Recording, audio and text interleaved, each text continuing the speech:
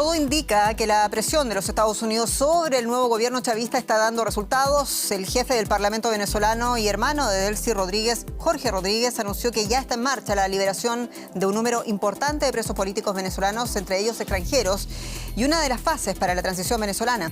Hay 5 ciudadanos españoles entre los primeros liberados y a esta hora, naturalmente, gran expectación en la oposición y en la población de Venezuela. Vamos en breve por más detalles. Soy Jenny Pérez aquí en Berlín. Destacamos.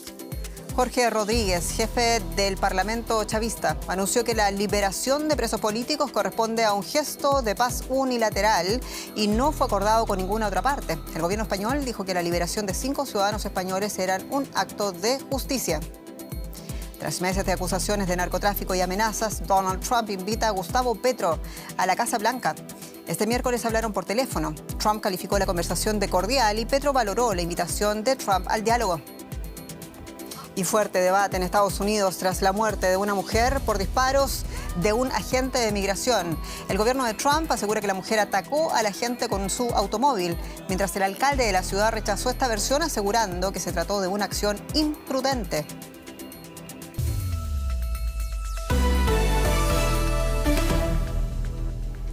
El presidente de la Asamblea Nacional de Venezuela, Jorge Rodríguez, anunció la excarcelación de un número importante de ciudadanos venezolanos e internacionales en las próximas horas, sin especificar el número de presos. Aunque Rodríguez aseguró que se trata de un gesto de paz unilateral y no fue acordado con ninguna otra parte, el secretario de Estado de los Estados Unidos, Marco Rubio, dijo en varias entrevistas pasadas que la liberación de los presos políticos venezolanos era una prioridad de las negociaciones con la presidenta encargada, Delcy Rodríguez. La organización Foro Penal contabiliza 806 presos por razones políticas en Venezuela, de ellos 175 militares venezolanos. Bueno, vamos a escuchar parte del anuncio del presidente de la oficialista Asamblea Nacional. El gobierno bolivariano, junto a las instituciones del Estado, ha decidido la puesta en libertad de un número importante de personas venezolanas y extranjeras, y estos procesos de excarcelación están ocurriendo desde este mismo momento. Para toda esa gente son horas naturalmente críticas y por eso queremos saber más informaciones en directo desde Caracas con quien ven, con la periodista Elizabeth Hostos. Elizabeth, muchos saludos. En primer lugar, ¿qué más se sabe de este anuncio? ¿De cuántas personas se trata y previsiblemente quiénes son? Un saludo especial para ti también, Jenny. Sí, es una noticia en desarrollo por cuanto se avisó hace un par de horas recién que serían liberados presos políticos. En estos momentos se están verificando listas, no hay un número determinado y preciso, pero sí se sabe que al menos 5 ciudadanos españoles, 4 periodistas, políticos del partido 20 Venezuela de María Corina Machado, el yerno de Edmundo González Urrutia, Rafael Tudares, también está en libertad, así como el capitán Juan Carlos Caguaripano de la Guardia Nacional Venezolana, condenado a 30 años de prisión por presunto magnicidio a Maduro. Entonces, una lista que está cada día creciendo para beneplácito de las familias de los presos políticos, Jenny. Elizabeth, principalmente, ¿en qué circunstancias fueron detenidos los presos políticos venezolanos? ¿Qué dice la información recopilada por las organizaciones de derechos humanos, como por ejemplo el Foro Penal? Sí, estos presos políticos fueron detenidos en diversas circunstancias y momentos en Venezuela en donde había crispación desde el punto de vista político. El capitán Caguaripano fue detenido acusado de presunto magnicidio a Maduro en un operativo policial a las afueras de Caracas. Los dirigentes del Partido 20 Venezuela fueron detenidos a propósito de las elecciones de 2024. 20 periodistas fueron detenidos durante los últimos 3 años y también el yerno de Edmundo González Urrutia, Rafael Tudares, fue detenido hace 1 año y 2 días a propósito de la represión que se instaló en Venezuela después de la victoria cuestionada de Nicolás Maduro en la presidencia. Fueron diversos momentos, Jenny. También me imagino las de protesta del año 2014, donde se detuvo mucha gente joven, también dice Foro Penal Internacional o Foro Penal Venezolano, corrijo. En general, Elizabeth, ¿qué reacciones ha habido de parte de la oposición política dentro y fuera ahora mismo de Venezuela? Sí, también había gente presa en 2014, pero fueron saliendo paulatinamente. El que tuvo más tiempo preso en esta última camada de detenciones fue el capitán Caguaripano, tenía 8 años detenido. Las organizaciones de derechos humanos y los gremios de periodistas han expresado su beneplácito por la salida de estos detenidos por motivos políticos. Se espera el pronunciamiento de María Corina Machado y de Edmundo González Urrutia en relación con estas liberaciones, y el gobierno de España hemos sabido que también ha expresado su beneplácito por este tipo de situación, que evidentemente es una presión que surgió efecto contra el gobierno de Venezuela, por supuesto, Jenny. Elizabeth Otto, muchas gracias por estas informaciones muy acuciosas desde Caracas. Gracias a ustedes. Y naturalmente existe una altísima expectación, también nerviosismo de parte de sus familiares, de los más de 800 presos políticos que reconoce en su último informe del pasado 5 de enero la ONG Foro Penal en las cárceles venezolanas. Vamos a conocer parte de los testimonios de los familiares de algunos de los opositores venezolanos presos. Fíjate, la noticia la recibimos con mucha alegría, pero todavía con mucha incertidumbre, porque a pesar de que ya sabemos que se ha informado que van a haber unas liberaciones, nosotros todavía no contamos quiénes son o cuál es la lista que incluye a los liberados. Tener un familiar detenido y de manera arbitraria en Venezuela es bastante deprimente, porque además tú te vas y recorres todas las instituciones, como me ha tocado a mí, que él apenas tiene 25 días y no consigo ningún tipo de respuesta. Hacemos un llamado a todos los caraqueños que nos puedan acompañar hoy, porque no solamente la libertad de Jesús, es la libertad de muchos líderes políticos que están hoy tras las rejas y que nunca debieron estar ahí. En los medios, y pues me vine de una vez a ver si de verdad hoy mismo liberan a mi hijo. Como toda madre y como toda familia, ¿no? Quiere saber de su familiar que está detenido injustamente. Este jueves 8 de enero me encuentro en la sede del Servicio Bolivariano de Inteligencia, el SEBIN, el helicoide, donde en los próximos minutos o en las próximas horas está prevista la excarcelación de un importante número de denominados presos políticos venezolanos, tras la información generada por el presidente de la Asamblea Nacional, Jorge Rodríguez. A esta hora, familiares y decenas de periodistas internacionales y nacionales permanecemos en este lugar a la espera de las excarcelaciones. Nosotros nos mantendremos muy atentos a lo que suceda en la nación sudamericana. Y Donald Trump ha repetido varias veces que Estados Unidos tutelará el actual gobierno de Venezuela mientras se concreten las 3 fases de su plan de transición para el país. Una transición que, según dijo hoy, Trump podría alargarse por años. La intervención estadounidense en Venezuela podría alargarse años. Pero ¿cuántos exactamente? Preguntado por el New York Times, el presidente Donald Trump aseguró que solo el tiempo lo dirá. Tras anunciar el control absoluto e indefinido del crudo y la incautación de 2 buques petroleros sancionados, Washington dejó claro quién lleva las riendas en el país. Seguimos en estrecha coordinación con las autoridades provisionales y sus decisiones seguirán estando dictadas por los Estados Unidos de América. Las declaraciones de Trump al diario estadounidense se produjeron horas después de que el secretario de Estado, Marco Rubio, detallara a los miembros del Congreso el plan de 3 fases que Washington ha diseñado para Venezuela. El primer paso es estabilizar el país, que no se suma en el caos. Parte de esa estabilización y la razón por la que entendemos que tenemos la mayor influencia posible es nuestra cuarentena. La segunda fase será la de recuperación, que consiste en garantizar que las empresas estadounidenses, occidentales y otras tengan acceso justo al mercado venezolano. Y la tercera fase será una de transición. En un difícil equilibrio y luego de que la petrolera estatal venezolana PDVSA anunciara una negociación para vender crudo a Estados Unidos, la presidenta encargada, Delcy Rodríguez, aseguró que el intercambio comercial con Washington no es nada extraordinario. Las relaciones económicas de Venezuela están diversificadas en distintos mercados en el mundo, como están diversificadas nuestras relaciones geopolíticas. Y así debe ser, es lo correcto, diversificar relaciones. Y Venezuela debe tener relaciones con todos los países de este hemisferio. La mandataria se refirió a la captura de Maduro como una mancha en las relaciones entre ambos países. Y por primera vez mencionó a la oposición, a la que Trump ha denegado cualquier rol en la transición.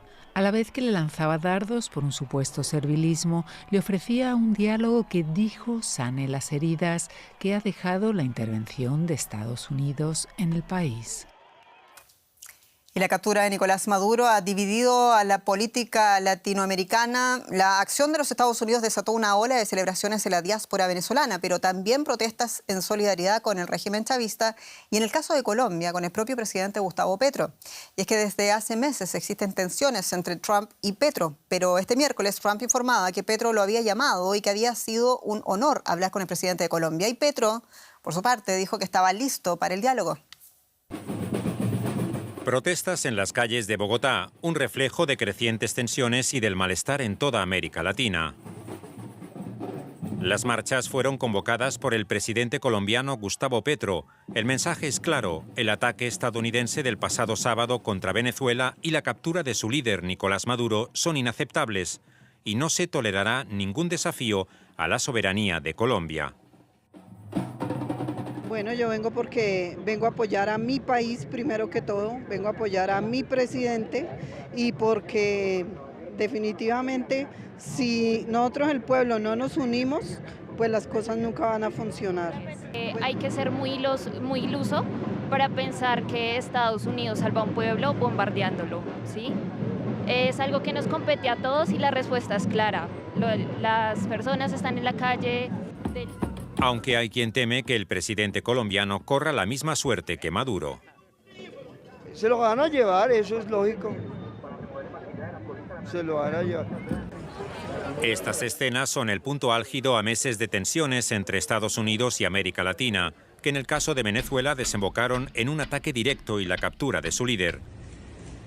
El domingo, Trump dijo no descartar una operación similar en Colombia, que se toma muy en serio esa posibilidad. Las autoridades colombianas temen una potencial crisis humanitaria en la región. La permeable frontera de 2.000 kilómetros con el país vecino hace de Colombia el principal destino de los refugiados venezolanos. Petro, a quien Trump ha tildado de narcotraficante, intentó aliviar las tensiones el miércoles. En una llamada con la Casa Blanca, el presidente colombiano acordó reunirse con Trump en Washington en un futuro próximo. Que la paz se encuentra hablando. Y por eso acepto la propuesta del presidente Trump de hablar. Hablé también hace 2 días con la presidenta actual en Venezuela. Dada la tensión actual, hará falta algo más que marchas para restablecer la calma en América Latina. Y seguimos hablando de este tema, lo hacemos con mi colega de Economía, Andrés Blumenkrantz. Muy bienvenido. ¿Qué tal, Jenny? Hablamos de Venezuela y de petróleo y del papel que van a jugar las petroleras en el futuro. Vos sabés que Donald Trump habló con las petroleras antes y después de la operación militar en Venezuela, a pesar de no hacerlo con el Congreso ni con sus aliados. Trump, precisamente, y los miembros de su gabinete van a reunirse este viernes en la Casa Blanca con directivos de compañías petroleras, pero con una novedad importante. No solo las estadounidenses, también grandes petroleras extranjeras están invitadas a la cita en la Casa Blanca para analizar estos planes de participación en Venezuela y futuras perforaciones. La reunión en Washington sería un paso clave para materializar el objetivo de Trump de que las petroleras ayuden a reactivar la alicaída producción de crudo venezolana. Mientras Trump impulsa esta reactivación del sector petrolero venezolano liderada por su país, gran parte de las operaciones en Venezuela está en manos de empresas con sede fuera del territorio estadounidense.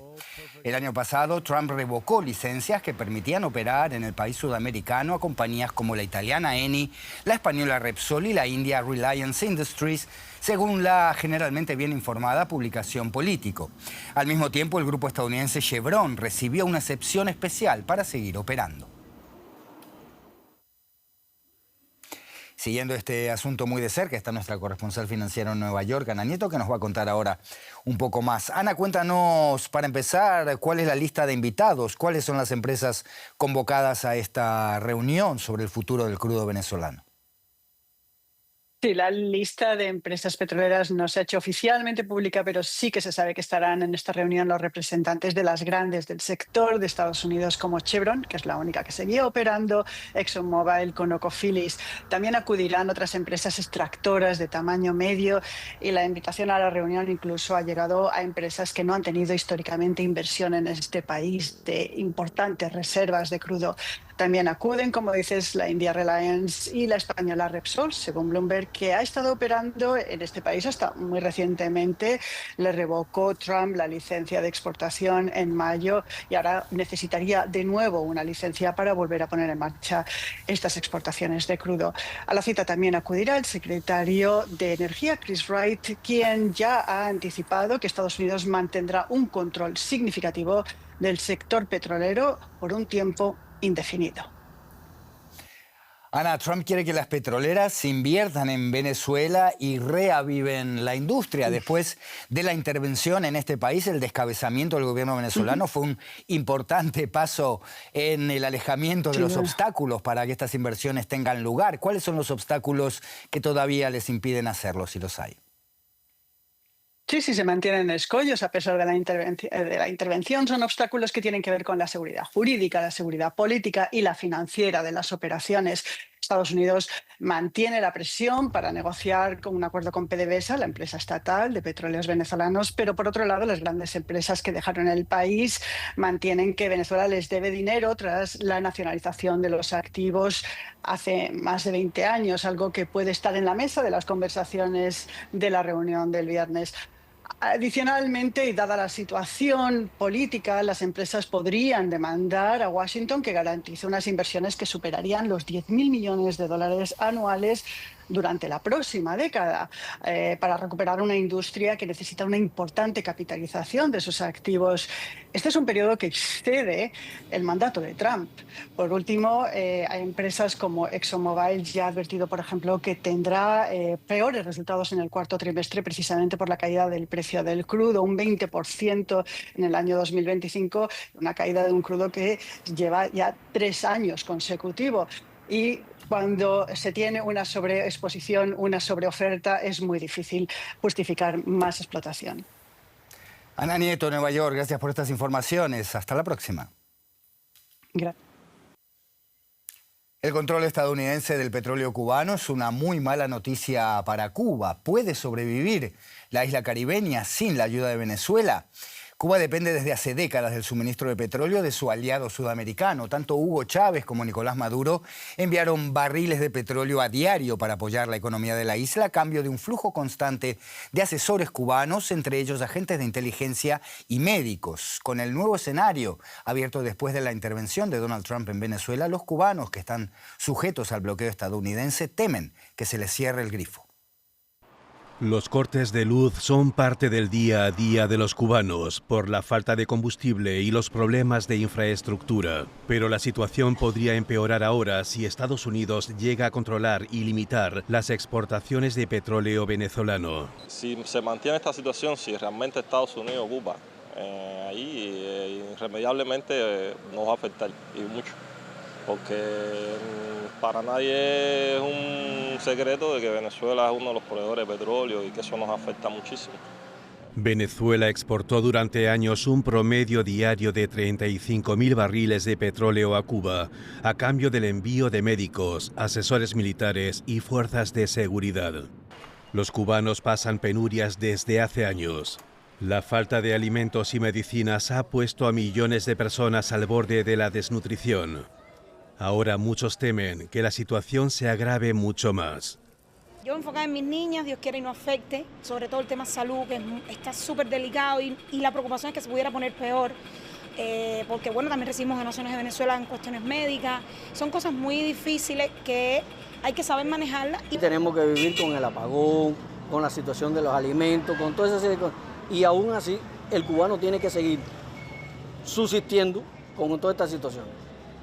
Algunos economistas advierten que si el suministro de petróleo de Venezuela cesara por completo, la economía cubana se paralizaría. Otros son más optimistas. No hay duda que para Cuba es un peligro y que es una amenaza permanente no tener el apoyo venezolano. Pero, por el otro lado, hay una reacción tal de otras fuentes que van a salir en apoyo de Cuba, porque además Cuba es el próximo. Y ahí yo contaría en primer lugar con China. Hay una información confirmada que hay un enviado chino en La Habana mandado desde ayer de Beijing para acá. La posición rusa.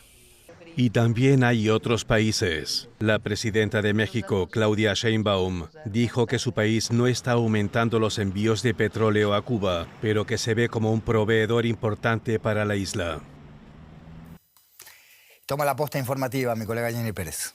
Vamos a ver a continuación, Andrés, lo que ha pasado en la ciudad de Minneapolis, en los Estados Unidos, donde la muerte de una mujer de 37 años a manos de un agente migratorio ha conmocionado a esa ciudad. Miles de personas se han manifestado en señal de rechazo contra el Servicio Federal de Inmigración y Control de Aduanas, el ICE por sus siglas. Los manifestantes increparon a los agentes federales desplegados mientras depositaban flores en un memorial improvisado en honor a la mujer baleada el miércoles. El vicepresidente estadounidense J.D. Vance afirmó que el agente que abatió a tiros a la víctima durante una redada migratoria actuó en defensa propia, pero ese argumento fue categóricamente rechazado por el alcalde de la ciudad.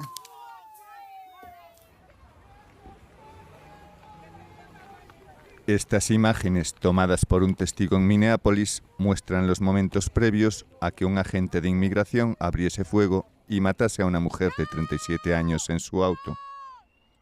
El incidente ocurrió durante un amplio operativo de inmigración llevado a cabo en la ciudad por las autoridades federales. Sus responsables alegan que el agente actuó en defensa propia. Agentes del Servicio de Inmigración ordenaron repetidamente a la mujer que saliese del auto y dejase de obstruir sus acciones, pero ella se negó a obedecer. Entonces procedió a convertir su vehículo en un arma intentando arrollar a un agente. Eso se ve como un intento de asesinato o de causar daño físico a los agentes, un acto de terrorismo interno. Con una publicación en su red social, Truth Social, el presidente Donald Trump apoyó la versión de que el agente de inmigración presumiblemente disparó en defensa propia. Sin embargo, las autoridades locales cuestionan esta versión. El alcalde de Minneapolis pidió que el servicio de inmigración abandone la ciudad.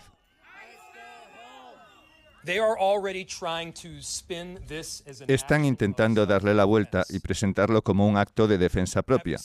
Yo mismo he visto el vídeo y quiero decirles a todos directamente que es mentira.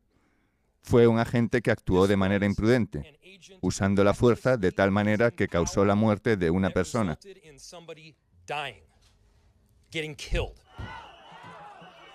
El tiroteo generó rápidamente protestas de vecinos enojados. Se trata de al menos la quinta muerte en redadas anti-inmigración desde 2024. Tim Walz, gobernador de Minnesota, también condenó el incidente, advirtiendo de que el aumento de estas redadas pone en riesgo la seguridad pública. Llevamos semanas advirtiendo de que las peligrosas operaciones sensacionalistas de la administración Trump suponen una amenaza a la seguridad pública y de que alguien saldría herido. Como dije ayer, esto era totalmente predecible y evitable. Se espera que continúen las protestas. El tiroteo será investigado por el FBI y la Oficina de Detención Criminal de Minnesota.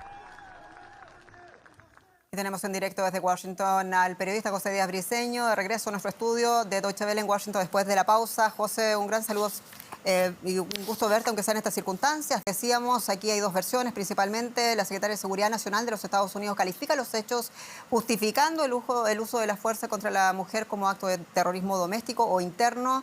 En claro contraste, decíamos, el alcalde de la ciudad llama a esto un uso de la fuerza imprudente con el ánimo de generar inseguridad. ¿Qué dicen hasta ahora las investigaciones? Así es, la tensión ha crecido aquí en Estados Unidos y en particular en Minneapolis luego de este incidente. Y además, dado que hace apenas unos momentos la Agencia de Investigaciones y Apresión Criminal de Minnesota aseguró que ha sido dejada de lado de las investigaciones que lidera el FBI. Originalmente, como dice el reporte, el FBI había acordado el día de ayer que las autoridades de Minnesota estarían colaborando en esta investigación y sin embargo, hoy temprano la Agencia agencia estatal ha denunciado estar quedando fuera de esto. De acuerdo con Mike Waltz, el gobernador de Minnesota, esto resta credibilidad a la investigación que se sigue adelante, pues como hemos visto, la mayor parte de los altos funcionarios de la administración Trump han calificado ya esto como un acto en defensa propia y de terrorismo doméstico, sin siquiera que el FBI hubiera dado alguna primera versión.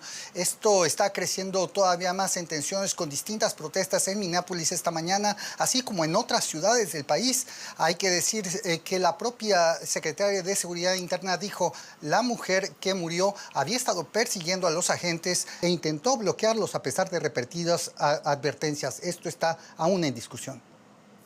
José Díaz Briceño, muchas gracias en Washington. Y en otras noticias, se intensifica la ola de protestas en la República Islámica de Irán. Este jueves, las manifestaciones se extendieron a otras ciudades importantes como Tabriz y Mashhad. Las protestas comenzaron el pasado 28 de diciembre en Teherán con reclamos por el alto costo de la vida por parte de comerciantes. Según ONGs de derechos humanos, la represión se intensifica en el 12º día de un movimiento de protesta nacido de la hiperinflación. Cientos de manifestantes, entre ellos muchos menores de edad, han sido detenidos o heridos, según estas informaciones, mientras que la movilización continúa en todo el país y se radicaliza frente a las fuerzas de seguridad del gobierno de los ayatolas. La República Islámica ordenó la restricción al acceso a Internet. Y ustedes saben que en el hemisferio norte estamos en invierno y hace bastante frío también en la capital de Alemania, Berlín. Numerosos colegios van a cerrar, de hecho, este viernes aquí en Alemania. Muchos trenes van a quedar suspendidos ante la llegada de una tormenta de nieve. Gran parte del territorio alemán se encuentra ahora mismo en alerta naranja, mientras que en el norte de Alemania está incluso bajo alerta roja. Vamos por imágenes de Berlín nevado. La borrasca ha cubierto de nieve amplias zonas en Europa y en Alemania se esperan para el fin de semana temperaturas hasta 20 grados bajo cero en un escenario especialmente complicado por los fuertes vientos y las intensas nevadas previstas por el Servicio Meteorológico Alemán. Una situación de riesgo para la población, aunque convertida en una inesperada distracción para estos animalitos del zoológico de Berlín.